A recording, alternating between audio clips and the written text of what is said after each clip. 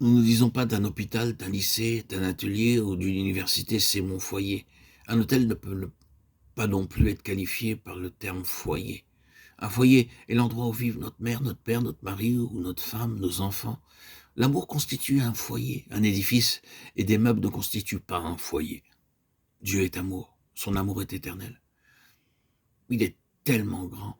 Il dit dans Jérémie 31:3, je t'aime d'un amour éternel. L'amour de Dieu est répandu en nous. De même qu'un père affectueux veut répandre son amour sur ses enfants, de même l'amour de Dieu est déversé dans nos cœurs.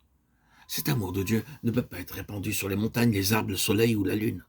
De même, son amour n'est pas donné non plus aux anges. Il se peut qu'un serviteur soit bon et fidèle, mais l'amour que l'on témoigne à sa femme et à ses enfants n'est pas témoigné à un serviteur. Quels que soient vos efforts, vous ne pouvez pas accorder à votre serviteur l'amour que vous dispensez à votre femme et à vos enfants. Ainsi, l'amour de Dieu est réservé à ceux qui ont été rachetés par le Seigneur Jésus-Christ. Les anges seront des esprits au service de Dieu en faveur de ceux qui sont nés de nouveau. Dieu veut avoir pour lui un lieu d'habitation éternelle.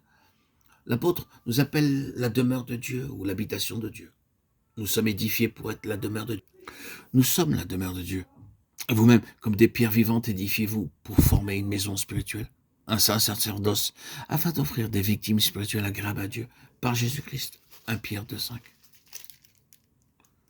Le Saint-Esprit a donné des noms différents à la maison de Dieu, tels que sanctuaire, habitation de Dieu, temple de Dieu et maison spirituelle.